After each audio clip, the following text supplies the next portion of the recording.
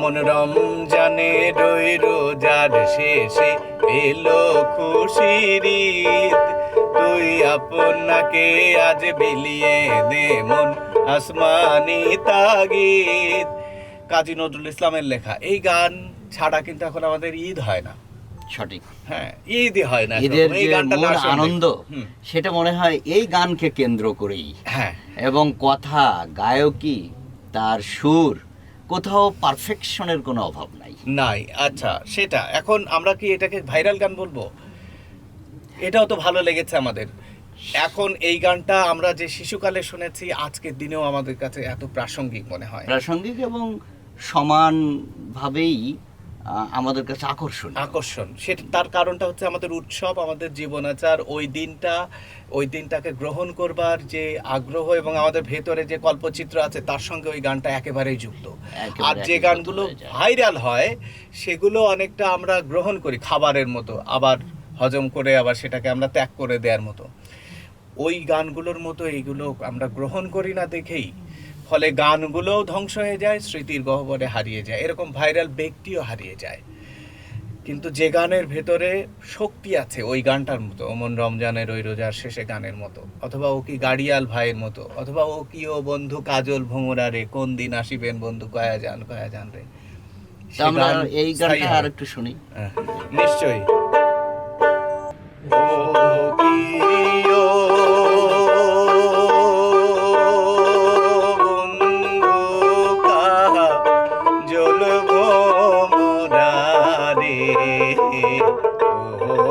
দিন আসিবেন বন্ধু কয়া যান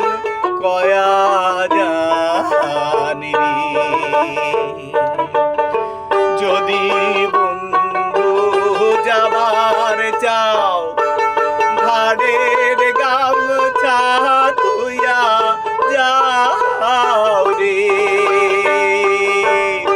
যদি বন্ধু যাবার চাও ঘাড়ের গামছা তুইয়া যাও রে, বন্ধু কাহা জ্বলব মোরারে, কোন দিন আসিবেন বন্ধু কয়া যান রে।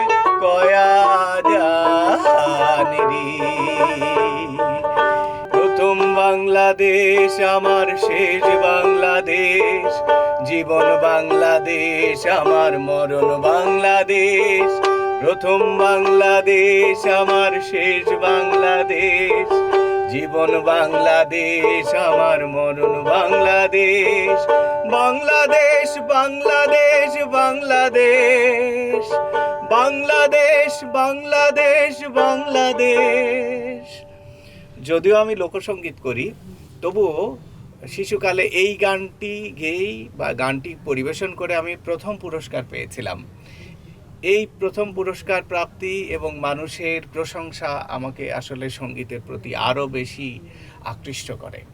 যে এটি তো আসলে একটা গান মানুষের জীবন বদলে দিতে পারে, একটা গান পরিচয় এনে দিতে পারে, একটা গান মানুষকে খ্যাতির শীর্ষে নিতে পারে, আবার গান বিমুখ হলে মানুষকে সেটা পতনেরও কারণ হতে পারে নানা দিক দিয়ে। তবে সঙ্গীত সবসময় ভালো কিছুই দেয়।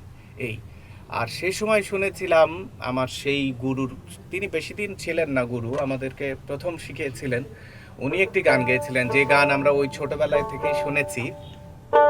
পরবর্তীতে এই গান অনেক শিল্পীর কণ্ঠে শুনেছি, একটু অন্যরকম হয়েছে, কিন্তু ওনার কাছ থেকে যেটা শুনেছিলাম, আমরা জানতাম এটা একটা কাওয়ালি, পরবর্তীতে অবশ্য ভিন্নভাবে জেনেছি উনি গেয়েছিলেন মজিদ মাস্টার।